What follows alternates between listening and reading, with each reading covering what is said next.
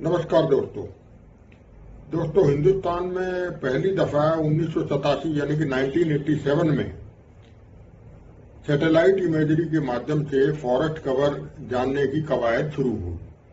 Forest survey of India ये exercise conduct करता है। हर 2 साल के बाद ये आंकड़े लेकर के आता है कि देश में फॉरेस्ट ट्री कवर कितना बढ़ रहा है या घट रहा है। अब 1987 की अगर बात करें तो उस समय हमारे देश में जो ट्रॉपिकल मॉइस्ट डेसिडुअस फॉरेस्ट थे वो थे कुल फॉरेस्ट एरिया के फॉरेस्ट कवर के लगभग 37%। उस समय हमारा फॉरेस्ट कवर था 64 मिलियन हेक्टेयर के आसपास, यानी कि 19.5% हमारे ज्योग्राफिकल एरिया को कवर करता था। और ट्रॉपिकल ड्राई डेसिडुअस फॉरेस्ट थे 28.6% of our forest cover. 37% tropical moist deciduous forest और 28.6% ट्रॉपिकल ड्राई डेसिडुअस फॉरेस्ट। उसके 34 साल बाद यानी कि लेटेस्ट जो रिपोर्ट अवेलेबल है एफएसआई की, फॉरेस्ट सर्वे ऑफ इंडिया की 2021 की, उसके अनुसार जो tropical dry moist deciduous forest जो 37% ऑफ आवर फॉरेस्ट कवर थे वो घट करके आ गए 30% पे, और जो ट्रॉपिकल ड्राई डेसिडुअस फॉरेस्ट थे वो 28.6% से बढ़कर के हो गए लगभग 38.2%। यानी कि ट्रॉपिकल मॉइस्ट डेसिडुअस पिछले 3 दशक में, 3.5 दशकों में लगभग 7% कम हो गया, और ट्रॉपिकल ड्राई डेसिडुअस का जो एरिया है वो लगभग 10% बढ़ गया। अब इसके क्या मायने हैं? इसका मायने है कि आपका जो फॉरेस्ट डिग्रेडेशन है वो बढ़ रहा है। रीजन बहुत सारे हैं। इसी प्रकार से एक एग्जांपल और दूंगा, जो एक और कैटेगरी होती है फॉरेस्ट ट्रॉपिकल थॉर्न फॉरेस्ट, वो आपका 1987 में था 2.6% of the total forest and tree cover, वो बढ़कर के हो गया 6.7% 2021 में, यानी कि लगभग 2.5 गुना आपका ट्रॉपिकल थॉर्न फॉरेस्ट भी बढ़ गया। ट्रॉपिकल थॉर्न फॉरेस्ट का मतलब, बढ़ने का मतलब है कि आपका जो डेजर्टिफिकेशन है दैट प्रोसेस इज इंक्रीजिंग। मरुस्थलीकरण जो आपका देश में है वो बढ़ रहा है। इसमें अकेशियाज, प्रोसोपिस और ये थॉर्नी बुशेस वगैरह ये सब प्रजातियां पेड़ों की आ जाती हैं। अब ट्रॉपिकल मॉइस्ट डेसिडुअस में जैसे कि टीक है, टीक एक ऐसा पेड़ है जो दोनों तरह के ट्रॉपिकल मॉइस्ट डेसिडुअस में पाया जाएगा, ड्राई डेसिडुअस में पाया जाएगा। लेकिन ट्रॉपिकल ड्राई डेसिडुअस में थोड़ी इंफीरियर किस्म की स्पीसीज पाई जाती हैं in comparison to moist deciduous, जैसे कि आपका ढाक है, अकेशिया निलोटिका है, आपका तेंदुपत्ता है, या फिर चुड़ैल है, आपके इसके अलावा आपके अकेशिया ये खैर हो गया, जिनकी economic value tropical moist deciduous में पाए जाने वाले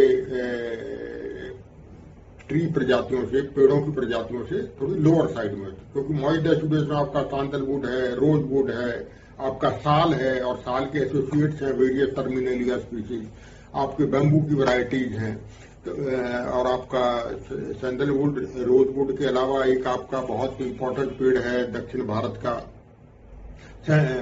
रेड सैंडेल्स। तो इस तरह से इनकी कमर्शियल वैल्यू ज्यादा है। और कुल मिला के अगर देखें तो ecological value, overall ecological value है जो ट्रॉपिकल मॉइस्ट डेसिडुअस फॉरेस्ट की है वो कहीं ज्यादा है ट्रॉपिकल ड्राई डेसिडुअस फॉरेस्ट के कंपैरिजन में। ये मैं आपको 2 एग्जांपल के माध्यम से समझाता हूं। एक Indian institute of forest management Bhopal ने एक स्टडी कंडक्ट की थी on tiger reserve of India, Kanha tiger reserve. इसमें जो मैक्सिमम फॉरेस्ट एरिया पाया जाता है वो ट्रॉपिकल मॉइस्ट डेसिडुअस है। तो उसकी जो फ्लो बेनिफिट थे उसमें कान्हा टाइगर रिजर्व में वो पाए गए लगभग 80,000 रुपया per hectare, ₹80,000 per hectare. Flow benefits वो होते हैं जो जैसे कार्बन सिक्वेस्ट्रेशन है, जैसे regulating kind of ecosystem services, आपका वाटर फ्लो रेगुलेशन है, क्लाइमेट रेगुलेशन है, आपका सॉइल इरोजन प्रिवेंशन है, आपका पॉलिनेशन है, एयर प्यूरिफिकेशन है। इस तरह के फ्लो बेनिफिट जो हमें हर साल के तौर पे मिलते हैं, फ्लो के रूप में मिलते हैं, ये कान्हा टाइगर रिजर्व के पर हेक्टेयर पाया गया 80,000 रुपया। इसका मूल्यांकन किया गया आईएफएम की टीम के द्वारा। इसी प्रकार से ट्रॉपिकल ड्राई डेसिडुअस फॉरेस्ट आपका रणथंबोर टाइगर रिजर्व है, जहां पे ज्यादातर ट्रॉपिकल ड्राई डेसिडुअस फॉरेस्ट पाया जाता है, उसमें ये आंकड़ा पाया गया 56,000 रुपया पर हेक्टेयर। तो फ्लो बेनिफिट जो है आपके tropical moist deciduous forest areas में कहीं ज्यादा होते हैं।